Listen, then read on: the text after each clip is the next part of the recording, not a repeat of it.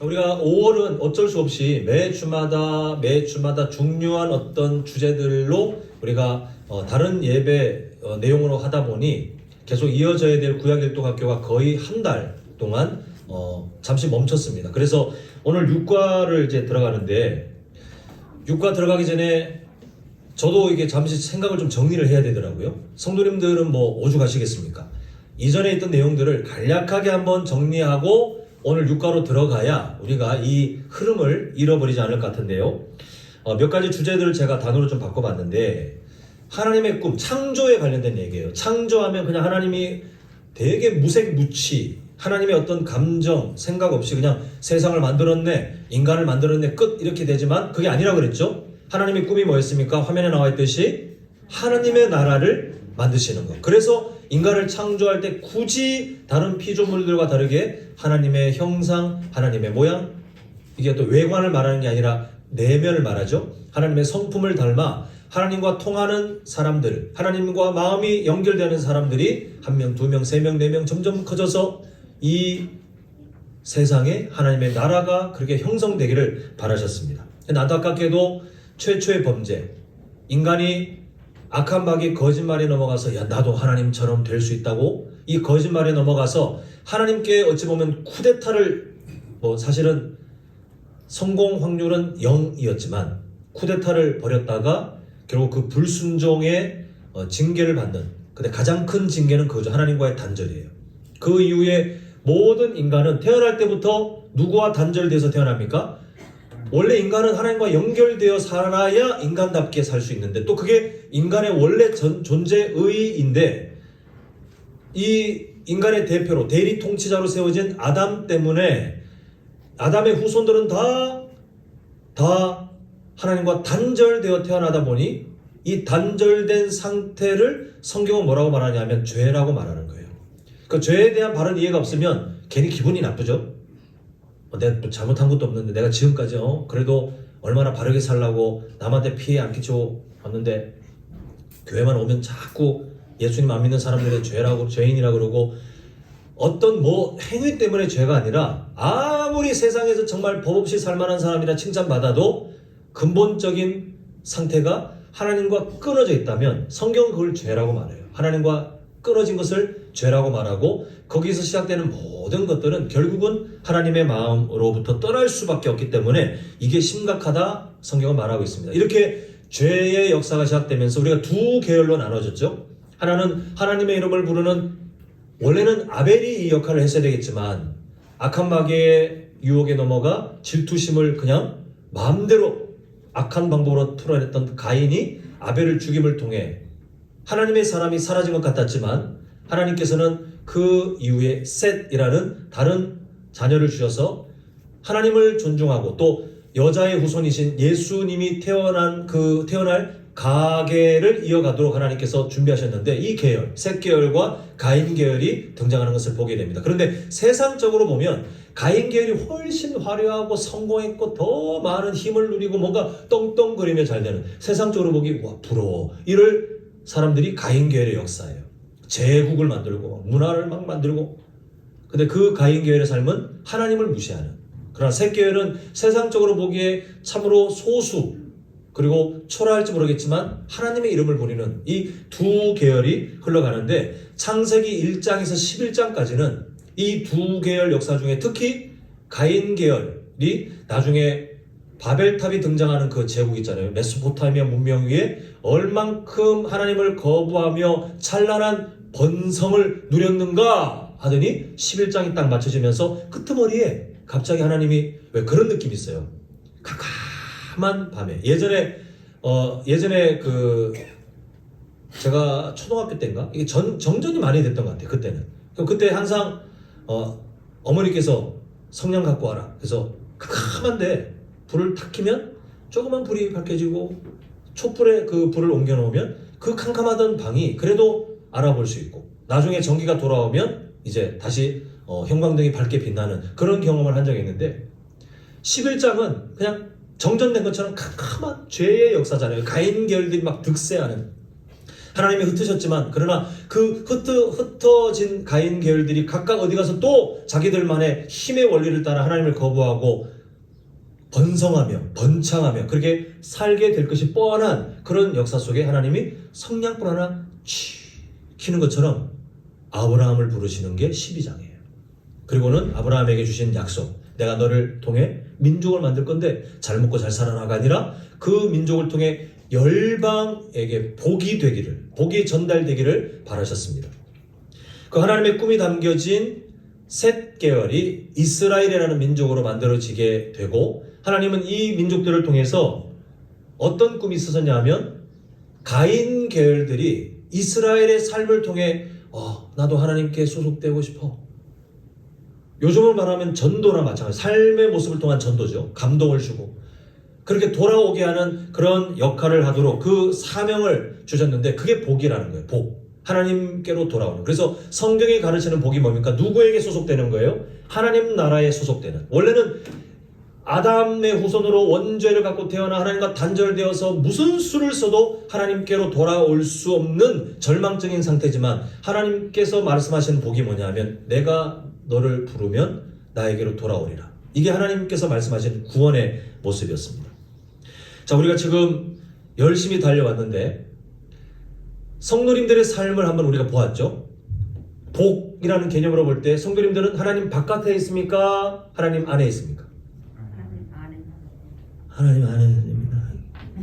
다시 한번 자신 있게 하셔야 돼요. 자, 복이라는 성경의 복으로 봤을 때 하나님 바깥에 복이 없는 사람입니까? 아니면 하나님께 들어와 있는 복된 사람입니까? 어떤 존재입니까? 하나님 안에. 네, 들어와 있는. 그래서 우리가 아름다운 하나님의 자녀가 되었다는 사실을 우리가 믿음으로 고백했죠. 이거 기억나시죠? 자, 두 주먹 불 건지겠습니다. 우리의 존재, 우리의 정체성을 확인하는 마음으로, 자, 주먹 쥐시고, 자, 저와 함께 또 힘차게 한번 외치겠습니다. 이 내용을 기억하시는 거예요. 아름다운 하나님의 내 자녀구나. 자, 아자! 자, 이번에 옆에 분들 보시면서 그분을 축복하는 거예요. 당신은 아름다운 하나님의 자녀입니다. 이 의미로. 자, 준비. 저를 보지 마시고, 저에게 축복이 몰리면 기분은 좋겠지만, 다른 분들 보시면서 힘있게, 자, 아자! 네, 감사합니다. 우리는 아름다운 하나님의 뭐예요? 자녀. 옆에 계시는 성도님들도 아름다운 하나님의 자녀. 이걸 믿고 살아가고 이걸 늘 확인하는 것이 건강한 성도의 모습이다. 이렇게 생각하시면 되겠습니다. 결국 신약 성경도 마찬가지긴 하지만 특히 구약 성경은 무엇이냐면 뭐가 만들어지는 과정을 말해요? 하나님의 나라. 여기서 말하는 하나님의 나라는 이스라엘이라는 어떤 민족을 말하는 게 아니라, 이 민족을 통해 하나님이 신약 시대에 와서는 우리가 다 포함되는 영적 이스라엘의 그 그림까지 다 포함되겠지만, 구약은 일단 이스라엘이라는 한 민족을 통해 역사하시는 하나님의 그 마음.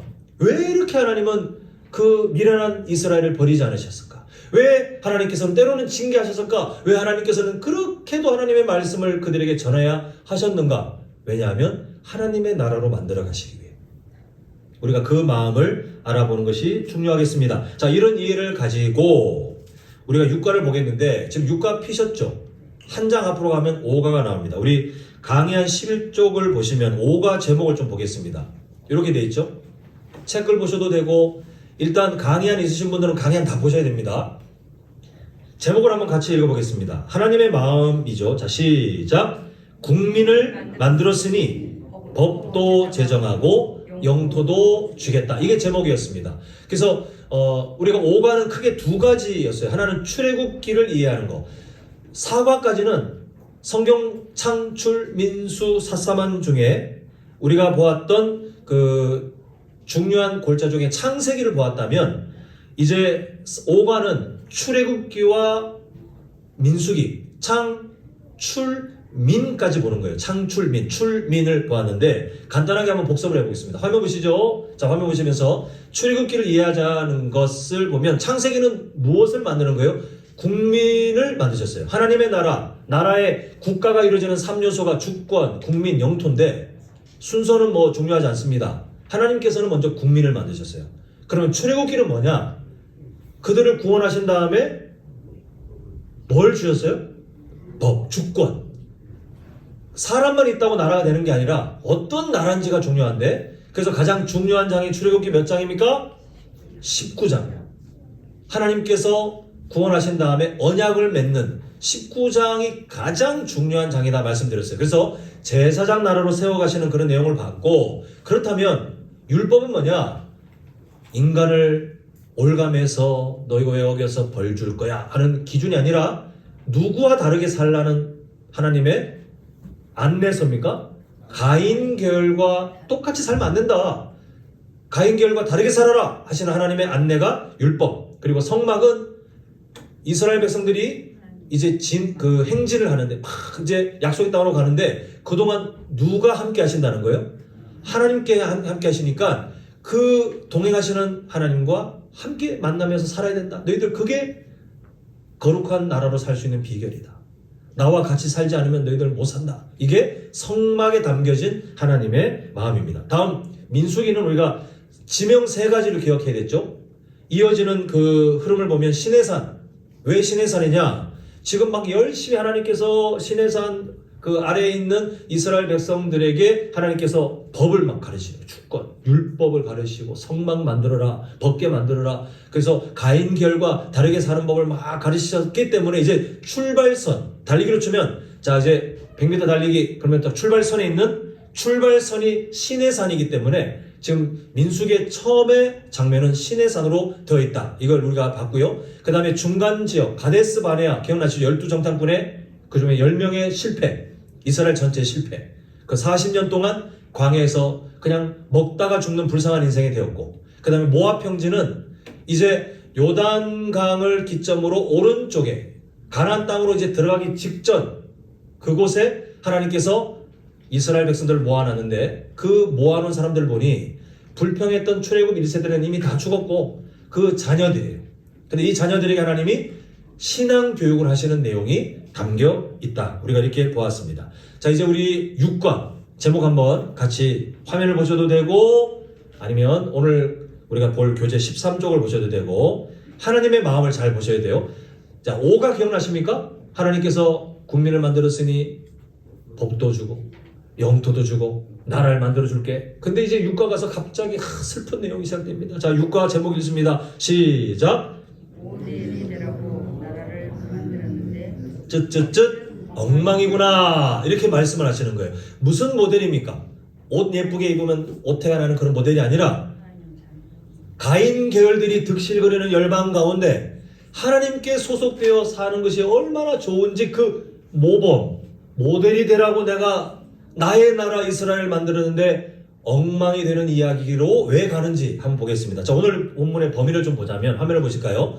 창출 민수 삿사망 대라는 이게 구약 성경의 이야기의 흐름이죠. 우리가 성경 읽을 때 정 안 되겠거든. 창출 민수 삿사망 대 역대상하 그리고 에스라 느헤미야 읽으시면 그래도 구약 성경의 흐름을 잃어버리지 않는다 말씀드렸는데 오늘은 뭐냐 하면 저번 과까지는 창, 출, 민까지 봤다면 화면 보시면 그 아래에 딸려있는 발생되는 목록이죠. 레위기와 신명기를 오늘 잠시 보고 그 다음에 다시 역사의 뼈대가 되는 여호수아와 사사기를 잠시 다루는 게 오늘 6과의 전체 내용입니다. 자, 우리 한번 빈칸들을 채우면서 보겠는데 1번 보겠습니다. 중요한 질문이 있다는 거죠. 하나님께서 정보를 충분히 알려주셨나? 이게 무슨 말인가? 한번 보겠습니다. 자, 우리 출애굽 1세대들을 위한 정보, 그 다음에 빈칸 3개 나오죠. 출애굽 후에 일어나는 일입니다. 출애굽 1세대, 출애굽 후에, 애굽에서 나온 후에, 장소가 어디입니까? 시내산 근처에 하나님께서 정보를 주셔요. 뭔 정보냐면 정복할 가나안 땅에 대한 정보도 있고 또 아까 전에 보았던 것처럼 가인 계열과 다르게 살려면 어떻게 살아야 됩니까?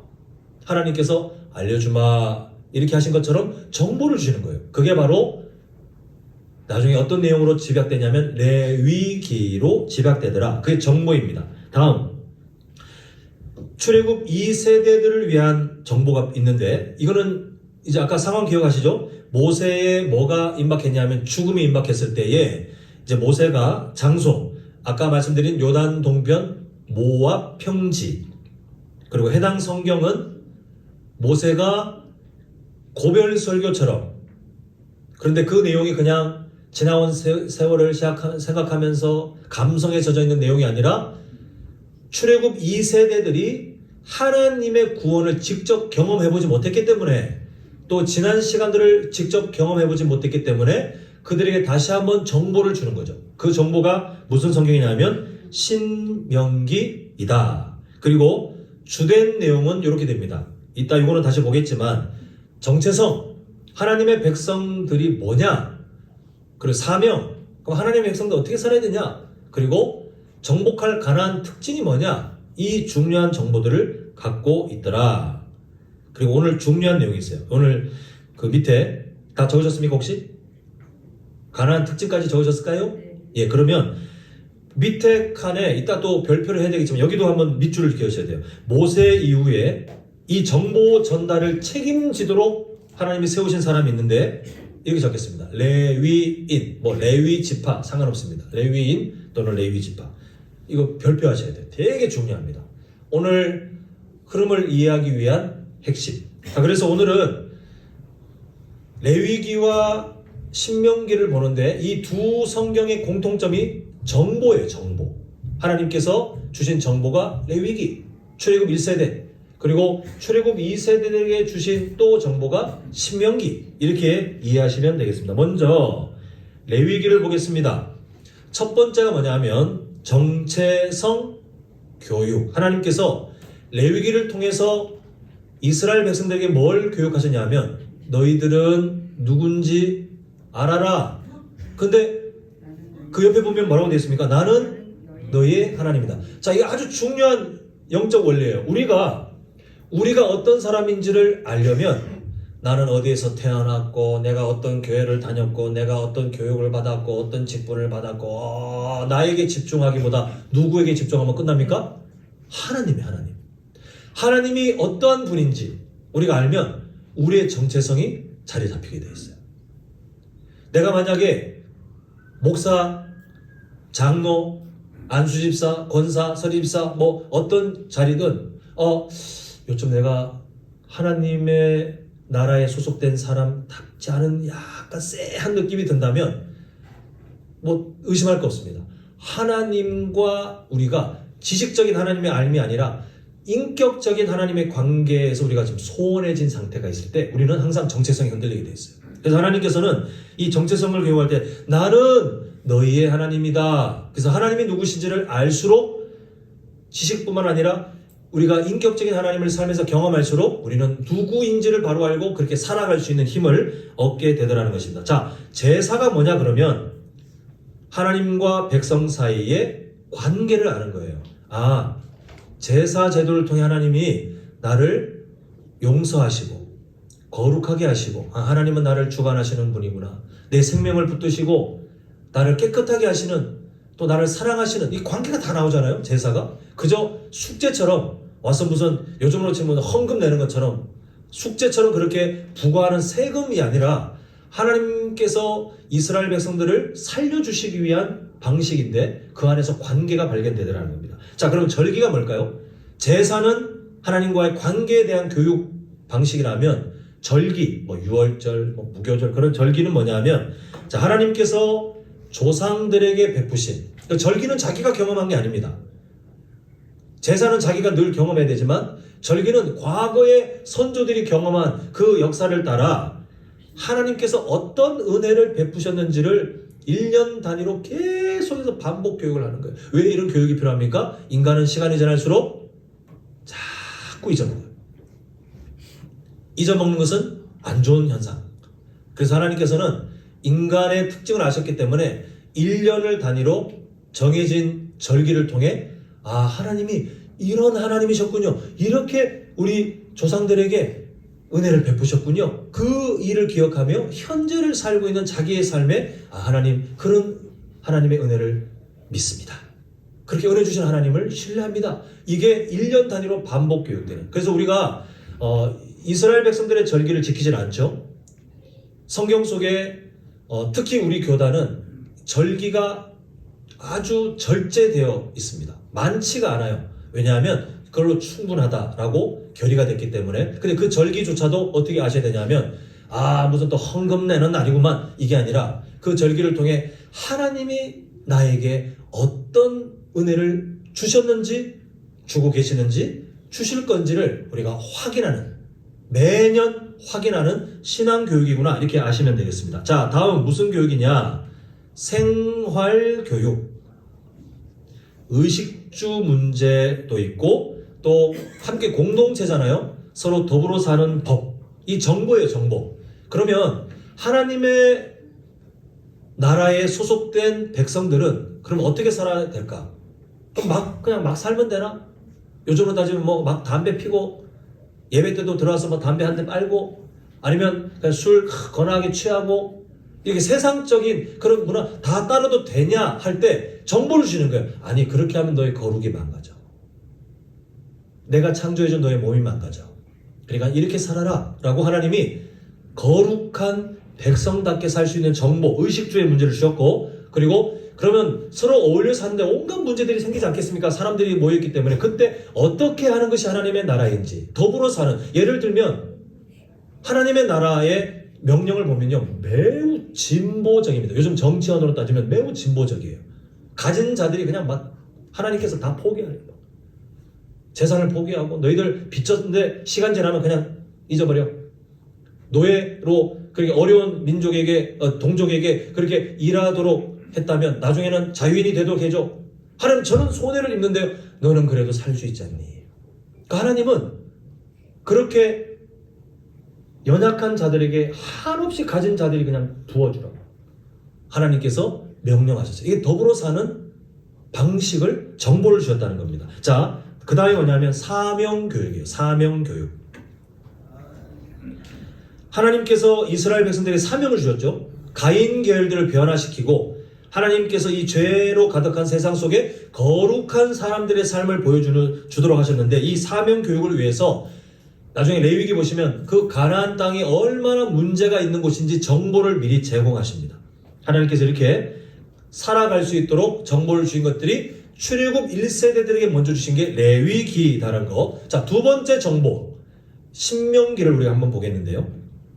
자, 신명기를 이해할 때 아까 전에 우리가 보았던 역사 이야기의 뼈대인 민수기와 연결해서 봐야 됩니다. 세 가지 지명이 있었죠? 기억나십니까? 저기 화면에 지도 저기 아래 시내살이 출발점, 그 다음에 약간 위로 가면 실패했던 장소 가데스 바네아. 그래서 돌아와서 나중에 가나안 땅의 오른쪽에 집결한 무슨 평지요? 모압 평지. 이 세 군데가 민수기의 흐름인데, 실패했었던 민족, 이제 다시 준비해야 되는 민족, 사람이 바뀌었죠. 출애굽 2세대들이 지금 모압 평지에 있는데 하나님이 정보를 주시겠다는 거예요. 자, 밑에 빈칸은 간단하게 정리하겠습니다. 그래서 신명기를 보면, 저는 예전에 이 신명기를 오해했어요. 어릴 때 뭐 성경을 주의 깊게 안 본 것도 있겠지만 그냥 내 말 안 들으면 저주, 내 말 들으면 복, 그냥 하나님이 이것만 반복하시는 줄 알았는데 그게 아니더라는 거예요. 자, 1장부터 3장까지 그게 뭐냐면 지금까지의 역사, 지금까지의 역사 요점 정리, 이 정보예요. 지금까지 이런 일이 있었다, 이걸 알려줘야죠. 모르니까. 자, 그 다음이 뭐냐면 이제 가나안 땅에 가서 그 민족들의 악한 문화들이 남아 있음에도 불구하고 너희들은 구별되어 이렇게 살아야 된다, 그 규례들을 요점 정리합니다. 근데 이미 교과서가 있어요. 레위기가 있어요. 요점 정리합니다. 레위기로 가르치는 거예요. 자, 마지막에 27장부터 마지막 34장은 모세가 이제 노년에 자기 죽음을 앞두고 고별 설교하면서 사역을 마무리하는 그런 내용으로 되어 있습니다. 결국 신명기가 복과 저주에 대한 내용이 있지만 이 배경을 갖고 읽으셔야 돼요. 민수기에 시내산을 걸치고 가데스 바네 실패하고 그 다음에 세대가 바뀌어서 출애굽 2세대가 가나안 땅 오른쪽에 모압 평지에 딱 집결했는데 이대로 가면 모르니까요. 하나님이 정보를 주시는 게 바로 신명기구나. 그래서 과거에 있었던 일들과 어떻게 살아야 될지 정보와, 그리고 모세가 마지막에 노년에 그 사역을 정리하는 내용이 신명기구나. 알고 읽는 거랑 모르고 읽는 거랑 완전히 다르잖아요. 이렇게 이해하고 보셔야 되겠다. 이렇게 봐서 우리가 지금까지 창출민 역사의 뼈대 중에 출애굽기와 연결되어 어떤 성경이 발생됐죠? 한번 기억을 더듬어 보세요. 이게 되게 중요합니다. 출애굽기와 관련돼서 발생된 성경 우리 금방 봤잖아요. 예? 레위기. 그리고 민수기와 관련되어 발생된 성경 금방 말씀드렸습니다. 이 두 가지의 공통점 뭘 담고 있어요? 정보. 레위기에도 정보, 신명기에도 정보. 자, 이렇게 해서 레위기와 신명기를 간략하게 마쳤다면 이제 또 다시 역사에 뼈들어가는데 길게는 다루지 않는데 아주 중요한 주제가 연결되어 있으니까요. 이거를 우리가 기억하면 좋겠습니다. 지금은 간단합니다. 여호수아서를 이해하는데 자, 빈칸 채워볼게요. 먼저 땅을 정복하는 하나님께서 그렇게 할 수 없는 연약한 이스라엘에게 하나님이 함께 하시니 땅을 정복하는데 중앙을 먼저 점령합니다. 요단강을 건너서 중앙을 탁 점령하고 자, 여기 어디냐면 에브라임 지파. 자, 핵심적인 것만 적는 거예요. 자, 다음 한번 맞춰보세요. 중앙인데 이건 그냥 어디로 갈까요? 동서남북 중에 이건 뭐 꼭 맞고 틀리고 상관없는데 한번 성도님들께서 어디로 갈 것 같습니까? 동서남북 중앙인데 북쪽, 남쪽, 동쪽. 근데 동쪽은 약간 아닌 것 같죠? 왜냐하면 어디에서 왔어요? 동쪽에서 왔죠. 그러면 어디냐? 남쪽입니다. 남으로 가서 넓은 그쪽에 유다 지파가 점령합니다. 자, 머릿속으로 그려보시면 중앙을 치고 와서 이미 동쪽은 끝났죠, 그죠? 중앙을 점령하고 남쪽으로 가서 유다 지파, 그 다음에 이제 위로 이 가나안 땅이 길쭉하죠. 그래서 동서가 큰 의미가 없습니다. 지금 와서 중앙을 치고 남쪽을 점령했으니 이제는 어디예요? 북쪽 남았죠. 북쪽으로 치고 우리 예수님께서 사역하실 때 많이 등장하는 그 넓은 지역 갈릴리 지역을 획득합니다. 여기 갈릴리 지역. 자, 여기는 간단하게 넘어가시고 자, 그 다음 내용은 이 별표를 엄청 많이 하셔야 돼요. 막 엄청 강조하세요. 중요하다고 막 어떻게든 표시하십시오. 레위 지파에 대한 하나님의 특별한 계획이 있는데 빈칸을 먼저 채워볼까요? 영적 건강 밑에는 사사 이렇게 한번 채워보고 제가 설명을 드리겠습니다. 여기 정말 중요합니다. 자, 다 적으셨으면 이제 저의 얼굴을 쳐다보시면 제가 이제 입을 때도 되겠구나 알고 제가 설명을 드리겠습니다. 다 적으셨으면 저를 보세요. 자, 지금 여호수아서잖아요. 여호수아 땅을 정복했습니다. 그런데 하나님께서 유독 한 지파에게만 땅을 하나도 안 주시는 거예요. 어디냐면 레위 지파. 오늘 우리가 읽었던 본문이 뭐냐면 레위 지파들이 하나님께서 주신 약속을 따라 각 다른 지파들에게 하나님의 약속을 이행하시오. 이게 오늘 우리가 읽었던 본문인데 하나님께서 레위 지파들에게 땅을 주고 너희들도 이 땅을 정복하고 잘 먹고 잘 살아라 이러면 좋겠지만 유독 레위 지파는 하나님이 다른 지파들이 사는 곳으로 다 파견 근무를 보냈어요. 다 흩어버렸어요. 근데 뭐 때문에요? 무엇을 위해서요? 우리가 빈칸 채웠죠? 다른 지파들의 무슨 건강? 영적 건강을 누구를 통해서 책임지겠다는 거예요? 예? 레위 지파를 통해서 하나님이 책임지시겠다는 거예요. 정말 중요해요. 저를 따라합니다. 하나님께서는 레위 지파에게 뭘 거셨어요? 승부를 거셨다. 하나님께서 다른 지파들을 살리는 일에 누구를 지금 딱 선택했냐면 레위 지파들을 다 파견해가지고 너희들이 잘 살면 너희들이 똑바로 살면 다른 지파도 똑바로 산다. 하나님은 레위 지파에게 이스라엘 전체에 어찌 보면 운명을 거셨어요. 근데 왜 사사기가 다가오는가? 이걸 이해하고 우리가 사사기로 가야 됩니다. 자, 사사기 간단하게 보면 1장부터 16장까지는 성도님들이 잘 아시는 사사들이 등장하는 내용이에요. 정사, 일반적인 사사시대의 역사. 그런데 이 사사시대의 역사가 그렇다고 해서 영웅들의 이야기가 아니라 그랬죠. 하나님 앞에 이스라엘 백성들이 왜 타락하게 됐고 그 타락한 백성들을 하나님은 계속해서 다시 세우기 위해서 노력하시고 또 타락하고 이게 반복되는 이야기. 그 영웅들의 이야기가 아니에요.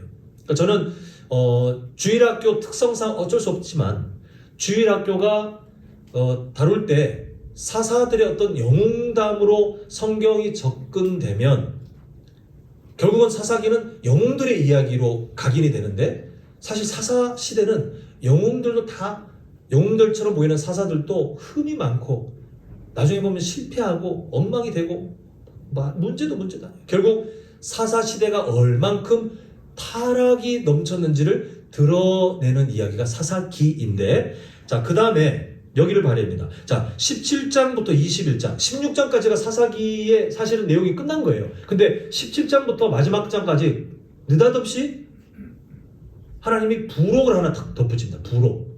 시간의 흐름도 맞지 않아요.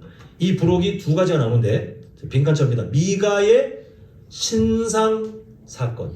미가라는 사람이 신상 관련해서 지 멋대로 하나님의 말씀을 떠나서 레위인을 자기만을 위한 레위인으로 부르고 난리도 아니에요. 그 다음에 그 다른 레위가 한 레위인이 성적으로 타락하여 그렇게 추악한 짓을 하면서 인간에 대한 존엄성도 보이지 않는 레위인이 그런 모습이 드러나요. 결국 뭐냐 하면 하나님께서 사사 시대의 이야기를 16장까지 딱 간 다음에 멈춘 다음에 자, 잘 봐라. 사사 시대가 왜 왔는지를 내가 보여주는데 하더니 갑자기 레위인들의 문제들을 막 드러내기 시작해요. 결론이 뭐냐면 이렇게 적겠습니다. 레위 지파의 직무유기가 사사 시대의 원인이다라는 거예요. 하나님께서 레위 지파에게 승부를 거셨잖아요. 너희들 다 파견근무, 너희들은 땅이 따로 없다. 그러나 다른 지파에게 가면 먹고 살 수 있는 방법들을 잘 줄 텐데 너희들이 해야 될 일은 그 지파를 살리는 거다. 영적 건강을 책임지는 거다. 그 레위인들만 잘하면 다른 지파들이 어때요? 영적 건강이 지켜지는 거예요. 그렇게 돕는 역할이니까. 마치 의사가 각 지역에 파견되어 있는 거예요. 파견 근무를 하고 있는. 병이 생기면 낫게 해주면 되잖아요. 그죠? 건강을 책임지는 거죠. 위생도 가르쳐주고.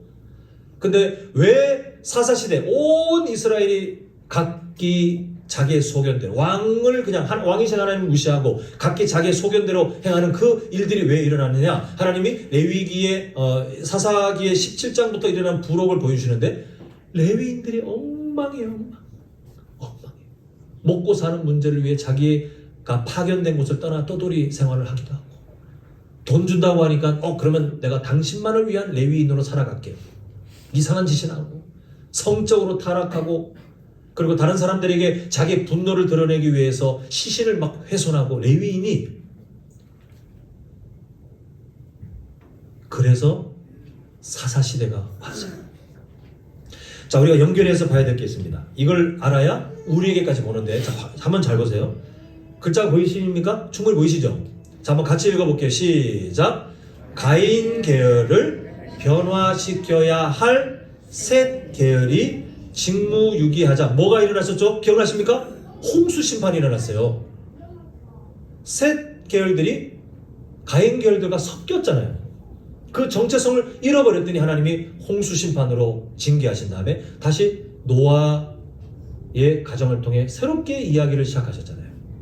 자, 이번에 오늘 우리가 보았던 내용을 보겠습니다. 자, 한번 또 같이 읽겠습니다. 시작. 이스라엘을 변화시켜야 할 레위 지파가 뭐 하자? 뭐가 왔어요? 사사시대가 왔어요. 사사시대가. 레위 지파가 직무유기하니까 그 나라가 온통 타락의 시대가 왔어요. 자, 이제 우리의 이야기입니다. 질문 함께 읽겠습니다. 시작.